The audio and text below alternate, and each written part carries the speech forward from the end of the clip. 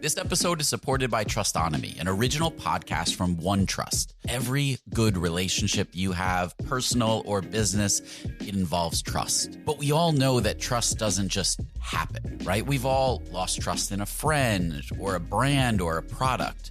Trustonomy is a new podcast that looks at true stories from the past to understand how trust works and what makes it stronger and how to rebuild it when it's broken. Now, you know, I'm a sucker for a good podcast that weaves historical stories and relates it to what's happening today. So I thoroughly enjoyed this Trustonomy episode and recommend that you check that out as well. Search for Trustonomy in your podcast player. We'll also include a link in the show notes.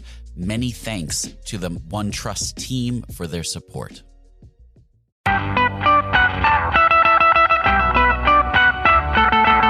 Welcome to the Rocketship podcast. I'm Michael Sacca. I'm Matt Goldman. And I'm Joelle Steiniger. Today we talked with Onno Faber, the founder of Taptalk. What do you guys think of this one? I really liked his kind of outlook on building a company versus also building a product. He talked about how Facebook had stolen some of their user interface elements, and his response was, well, they can copy the interface, but they can't copy our company value. And I felt that was incredibly refreshing. What about you guys? Yeah, and he also had an interesting story about how they got to that interface and how they developed those values over a couple iterations, which was really interesting to learn about. So let's get into it. We'd like to take a moment to thank our sponsors. Hover makes purchasing and managing your domain simple and easy. This week, I talked to George Diab of Working On about why he uses Hover. Oh, man. Yeah, I've been using it for a long time, probably 2012, I think. I love it. The prices are great. The interface is awesome. And I still have a few domains out in some other places, and I'm just waiting to find some time, and I'll move them all to Hover. I love it, yeah. Go to hover.com and use the code SATISFIEDCustomers to get 10% off your domain purchase today. Rocketship is a hosted continuous delivery service focusing on speed, security, and customizability. You can set up continuous integration in a matter of seconds and automatically deploy when your tests have passed. Rocketship supports both your GitHub and Bitbucket projects, and you can get started with Rocketship's free plan today. Should you decide to go with a premium plan, you can save 20% off of any plan for the next 3 months by using code Rocketship. Go to rocketship.com/rocketship and check it out. So, Onno, tell us kind of, first off, what is Taptalk? Taptalk is a way for close friends and family members to keep in touch and share little moments when you think of people. It is a very fast way, you can instantly push a personal photo to a good friend. So it's kind of what, people are sharing photos and videos all the time through email, text message or whatever. But we make the experience on the sending side and the consuming side a much lower barrier one. So you can do it whenever you want. We get the technology out of the way of people so they can just focus on their thought or their sharing their moments and then put the phone back in their pocket. Very cool. So 3 years ago, you were in the Netherlands, and now you're sitting in San Francisco. Tell us a bit about about that story, how that came to be. Yeah, what happened? Yeah. we actually, part of that period, we have spent time in Berlin. Okay, wow. So we hopped a few places. We started, by the time I started, I was living in the Netherlands and I was doing a bunch of other companies, kind of. I always, when I'm annoyed by something or, have an idea, I have to act on it. So I was doing a lot of things in parallel. And, at some point, I was, I will actually tell you the very origin of this. Okay. Which is, I was having an appointment with a friend of mine and I was standing in front of his door and he didn't have a doorbell. And, I found myself sending a text or having a call and, it felt so awkward, having the conversation Hey, I'm here. Yeah. Okay, cool. Shall I come downstairs? Yeah. All right. Okay. All right. See you in a bit. All right. See you. Bye. Bye. And that like made me think like, it would be actually, all I would have to do is send him a ping, right? That's kind of the origin of the idea that there could be another way to communicate for us. Texting, I kind of hate typing on the phone. It's like a typewriter crammed into, this screen. Like I don't enjoy that experience, and also the lack of emotion. Especially when you kind of use it to keep in touch. For businessy things, it's great, but sometimes I just want to say hi when I think of someone, or just like don't have all the conversation overhead, the effort of typing, and the possibility of misunderstanding. So this was like things we discovered along the way when we were building our first product. It was called Ding Dong, by the way. Okay. That sounds like Yo a bit. Yeah, it was actually very much like Yo, except that we quickly added more contextual information, like where you were, so you could kind of say "I'm here" with the press of a button, and it was personal. That we at some point we got some funding, and we moved to Berlin with the company because we felt there is like a nice startup scene. I have actually traveled to San Francisco for the first time, also when we were just starting, and it was very inspiring for me. I've started a bunch of companies, but I kind of had the feeling I had to find everything out by myself. And here there is so much accumulated knowledge and experience, processes, infrastructure. I learned a whole lot from this area being here. At some point, we found, and this is actually was a really key turning point. We have iterated over Ding Dong a couple of times, and we found the best Ding Dong is not the latest Ding Dong, right? Okay. We felt that like an earlier version of it was better than the last one, and that made us rethink what we were doing in the product from scratch, right? And that's when Taptalk was born. And what about that was it the lack of, like, was it the picture that you introduced? Was it what was the kind of missing component that made it click for you guys? What was wrong with Ding Dong? Yeah, what was kind of the aha moment there that made you say, okay, now this is what is not out there now that we need to build?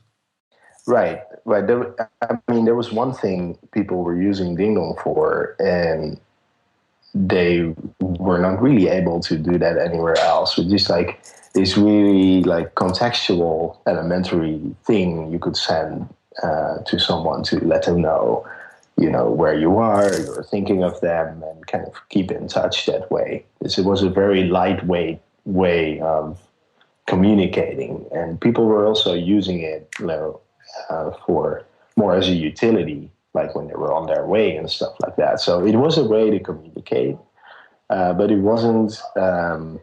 We felt it wasn't versatile enough.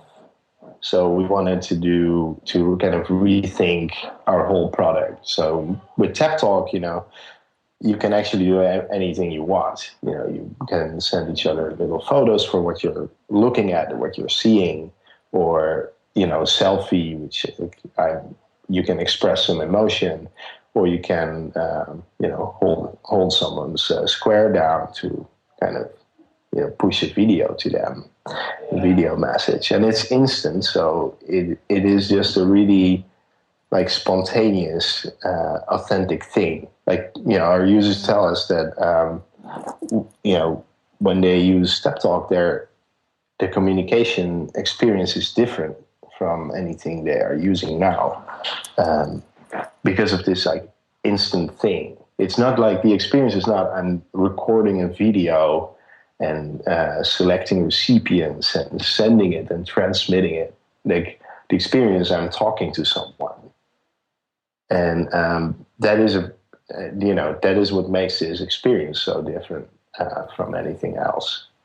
This episode is brought to you by Miro. Whether it's agile planning, Scrum events, or technical diagramming, Miro is built for engineering workflows like yours. Enable your team to plan, align, and execute on your infrastructure initiatives all in one single place. That means you can plan your infrastructure efforts with intuitive project management and agile-focused features directly on a Miro board. Miro also has a ton of integrations like with Jira and Azure and Rally, so you can import tasks as native cards so you can see the big picture. Plus, Miro's estimation app gives you clear understanding of work scope and lets you identify gaps in analysis or understanding and set clear expectations for delivery, which is priceless. So, your first 3 Miro boards are free forever when you sign up. So go to Miro.com/podcast. That's Miro.com/podcast. Was that your goal going into Taptalk, to change the way that people communicate? Yeah, that was actually but like from the doorbell moment I talked to you about. I mean, at that moment you don't have this clarity yet on what you're doing. You know, at that moment it's just a hunch, like, hey, something is broken here. Wait, I'm getting a call. Okay.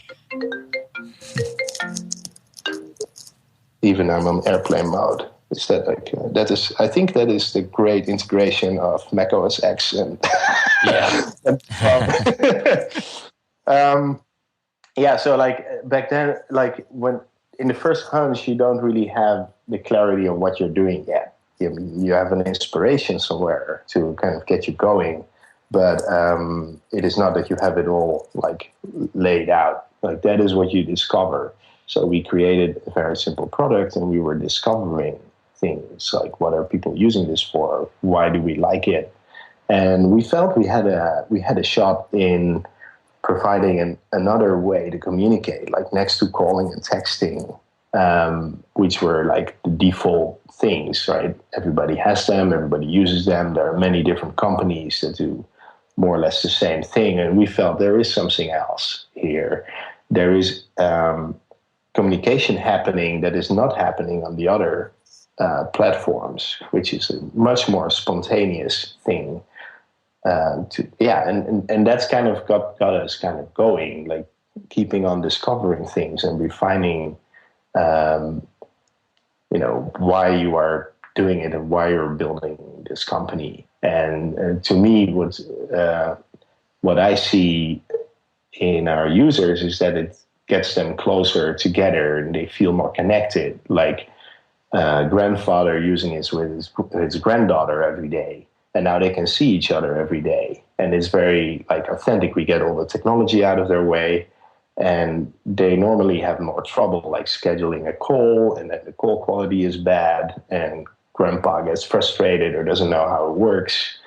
So we kind of create these bridges for people when they're not together, to still feel as connected as possible, which is, for me, is really inspiring.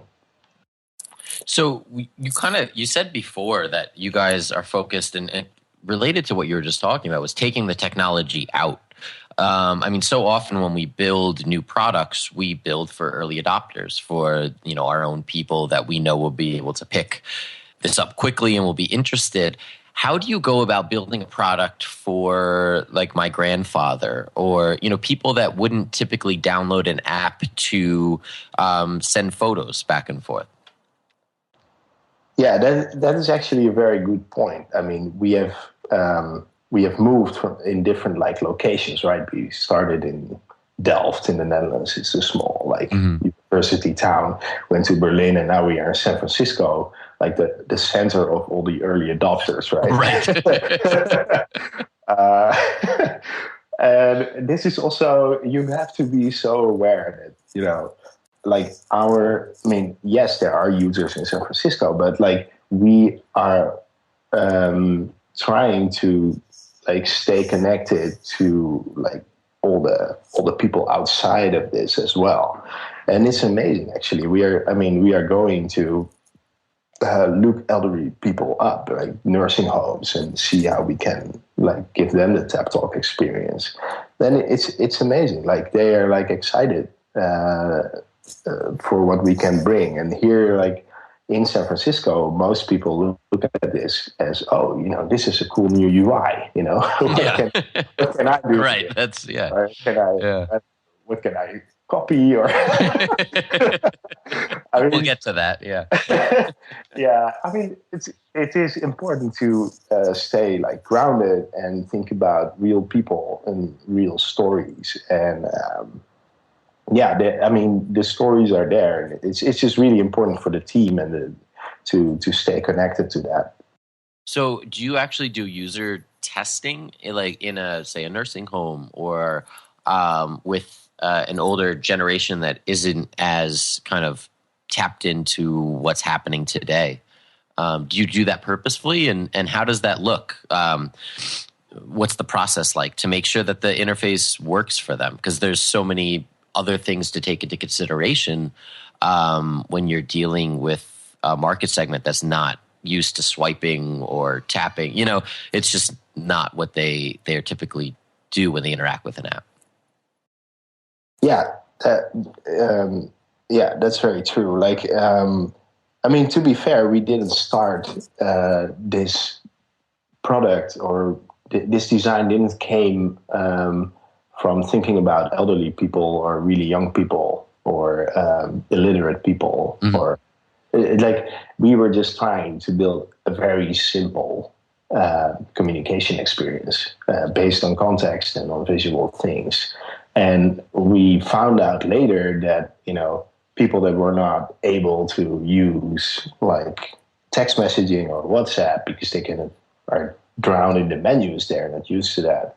They found this very intuitive, while the people that are used to all the menus found like Taptalk sometimes counterintuitive.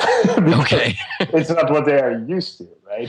So I guess it's a big personal passion of ours in the team to create really simple things and rethink UI and interfaces and products. To make them extremely elegant. And that is just a personal passion of ours. And it happened like stories came to us that people were using it with their grandparents because they had no problem understanding Taptalk. All they had to explain is just tap your granddaughter and that's it. Right. Like hold your granddaughter down and talk. Okay. That's what you have to do, right? So and tap the red circle to see your granddaughter's message. And, it's like, but this is like something that also we discovered. And I think that is like in general with building companies and trying to innovate somewhere. Like it is a big discovery process. Like, yes, you have a hunch and maybe you can call it a vision. Like this doesn't feel like that, to be honest. It feels more like an intuition and a passion. Like I want to dedicate like a part of my life to this. I don't know yet why. That's how you start. And then you start building things and you discover, you discover everything around it. And if what you are discovering is not what you wanted to do, you probably drop the ball, right? Mm. But if what you're discovering starts to make more and more sense, then you continue. And try to make it better. And I think this is really a really nice way of building these things. Yeah. Well, kind of going on that interface, and we kind of alluded to it before, but you guys had kind of a big story come out about, I believe it was Facebook, was ripping off your UI, right? That was the initial story. Yeah. Kind of tell us about what happened, and I mean, maybe even tell us what was the full story. I only read, I think, a TechCrunch article on it. Right. You're like seeing a lot of people that copied our interface. Okay. We got like within the Silicon Valley community, at some point everybody discovered it because it was something new and exciting, right? It's like, as I said before, like, and that is also, that is really nice. That people are interested in finding out why we did it like this. That is amazing. And, it's kind of also part of the community here to be very curious in what other people come up with, which is why I love to be in this area, actually. It's a part of that. But Facebook has everyone connected, both young and old. When they take your interface, doesn't that endanger you as a company? If they have your kind of application, they kind of understand your thinking behind it, but they've already got all the connections. Doesn't that make it harder for you? That's kind of what you initially feel, right? Yeah. Yeah. I like, in hindsight, I don't think it matters all that much. I think what is, for example, easily overlooked is the values of your company and what your company stands for.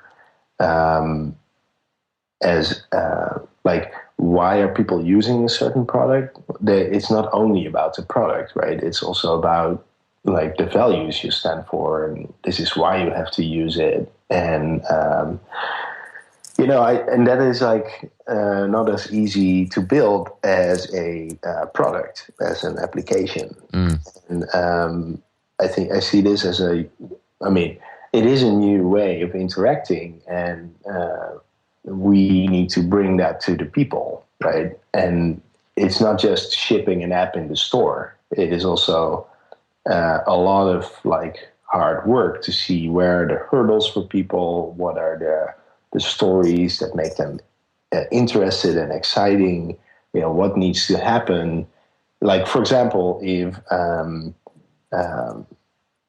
you and me would connect on Taptalk now, and we just met, this is probably not going to last, right? Okay. We built a product, like I'm using it every day with my brother, I'm using it every day with my mother, I use it every day with a couple of really good friends that are not here, or my roommates. But I'm not using it with a bunch of people that I don't know that well. But I am using Facebook for that, right? So Facebook, you have all your contacts there, and you can easily find those other people too. Right. But so I think creating that space and the association of, okay, Taptalk is for people, you want to stay in touch with that are not here right now, close friends, family members. Like, that is a whole other game than copying an interface. So how are you communicating those values to people? Yeah, that's a very good question. That is not an easy thing to do. Like, for example, and it is very subtle. Like sometimes I see we are not the only company that works with these values, right? You can find hundreds of other companies that say we are for close friends and family members. We, for example, we will not work with stock photography, to communicate those values, because that doesn't work.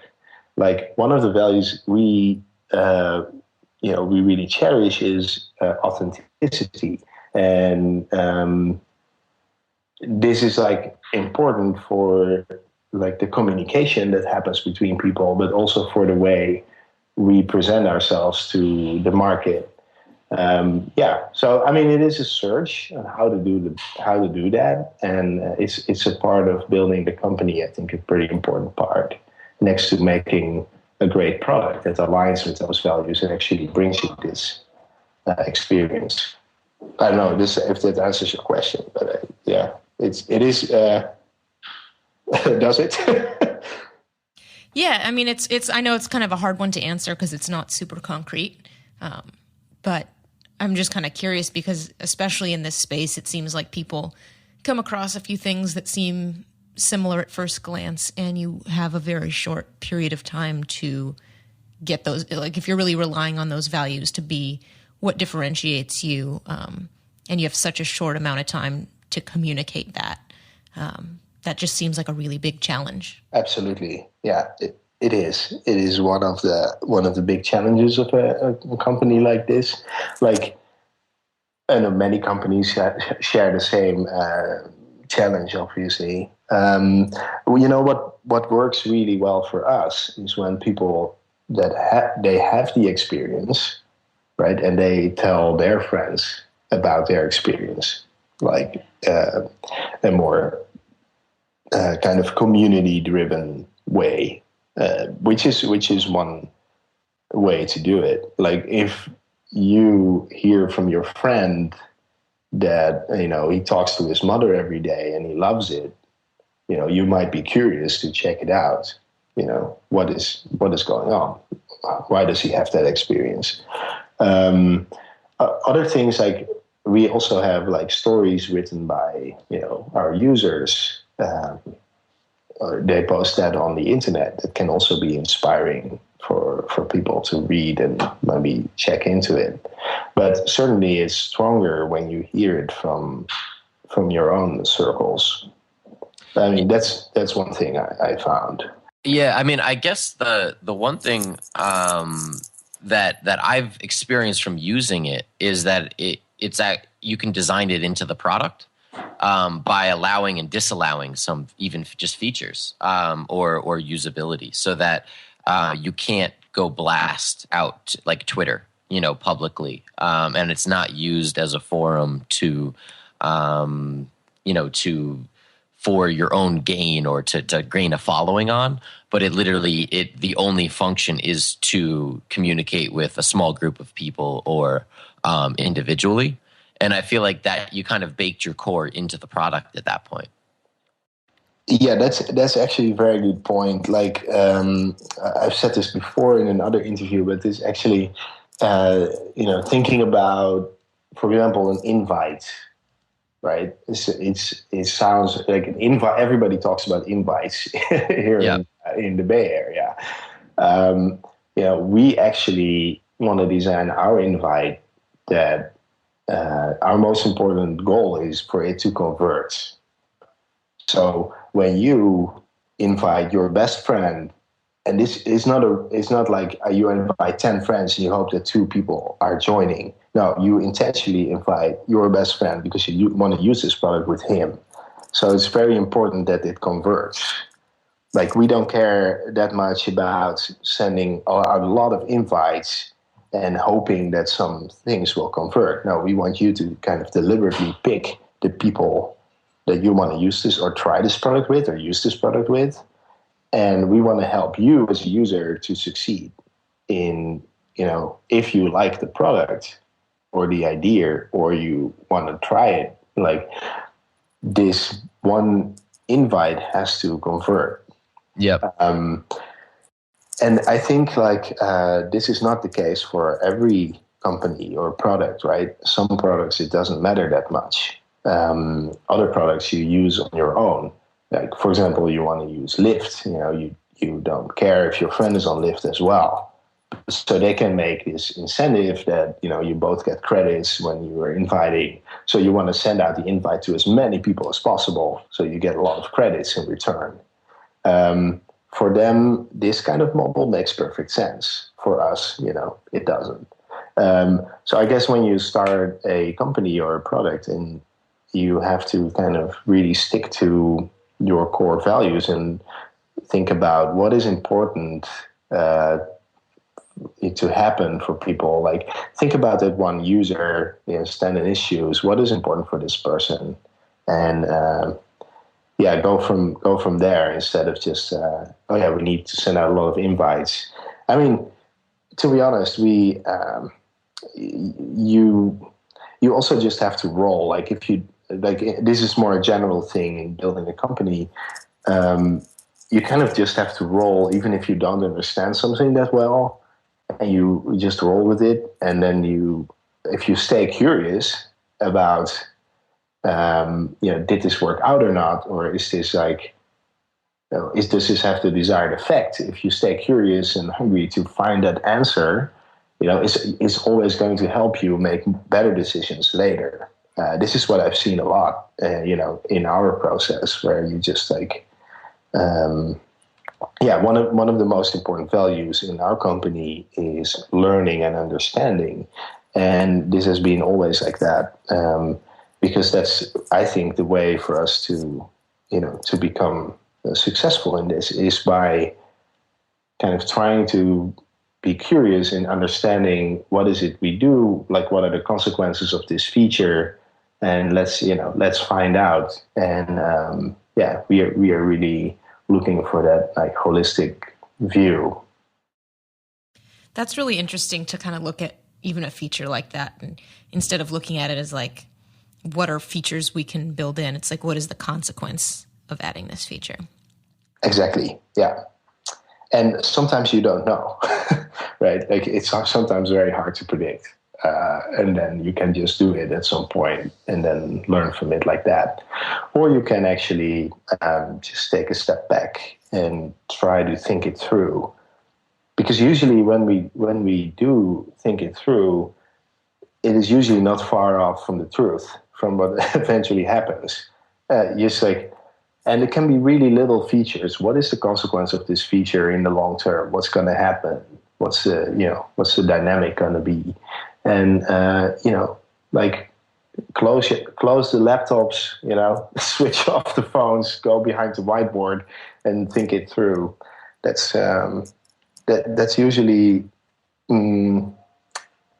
without building anything or spending a lot of cycles, that can already inform you quite a lot. Mm-hmm. So what's kind of next for Taptalk? What's the next step for you guys?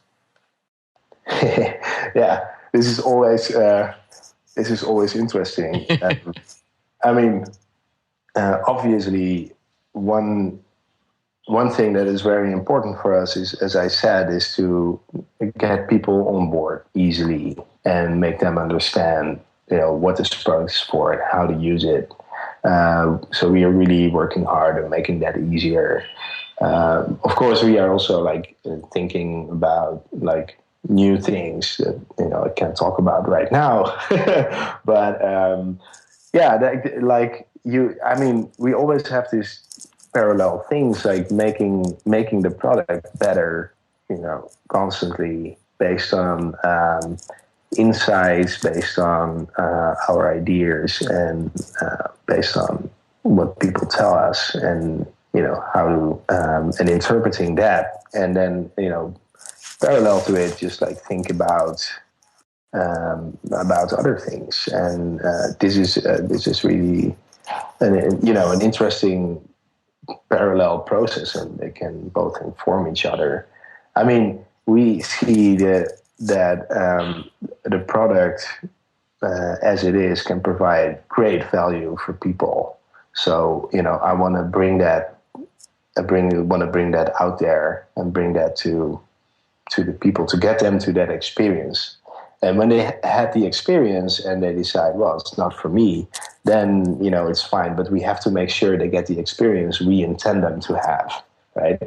So if you are using it with your mother and or with your brother or father or best buddy, whatever, a person that is important to you, that you care about but is not here, and you find like, hey, we actually are so much more connected now. It feels so nice to communicate this way with this person.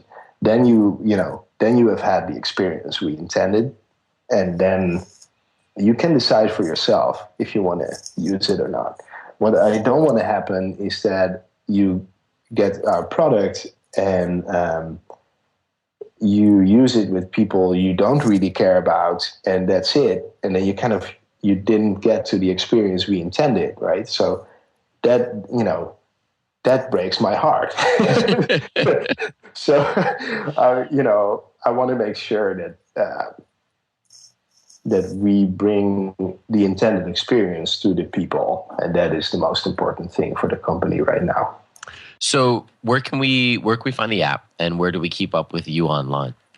You can find the app at taptalk.me, TAP talk.me. And there is actually a Twitter stream there, so I guess you can follow us on Twitter. We'll also just let us know if anything interesting comes up you wanna talk about. We are very happy to talk about these things and communication and connection.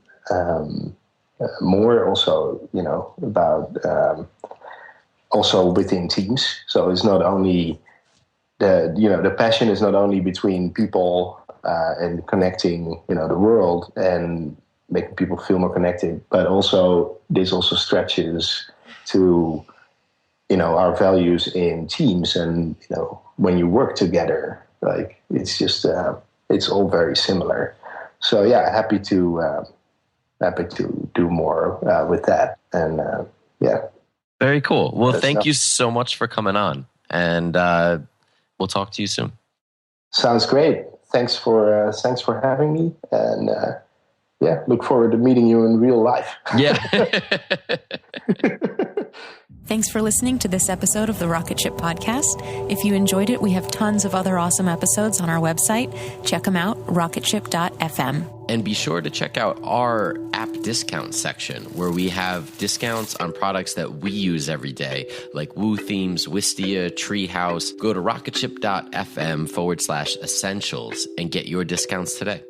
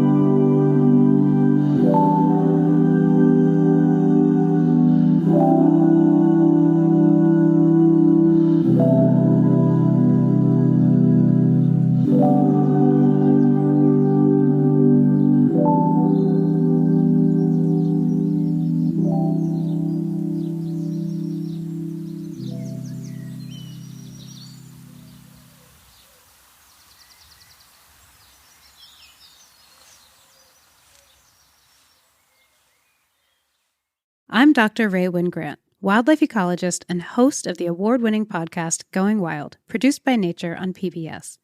In the brand new season of Going Wild, we're tackling the big question, how can humans look at our relationship to nature differently? And with the help of special guests like Christian Cooper, host of Nat Geo's Extraordinary Birder, and Ayanna Elizabeth Johnson, co-creator of the How to Save a Planet podcast. Follow Going Wild with Dr. Raywin Grant on your favorite podcast app. Are you looking for a podcast that'll make you laugh? You came to the wrong place. That's not us. That's not us. Well, it is. We are a husband and wife who chat about raw, real relationship topics. Like sex. Like money. Like marriage and kids. But we're not afraid to talk about how your newborn baby probably isn't as cute as you think it is. If you're in need of entertainment while you're driving to work, because that sucks, we can join you in the suckage, kind of like being in your ear. Not physically. So if you want to laugh, Come check us out. Come check us out. Brought to you by the Laughing Couple Podcast.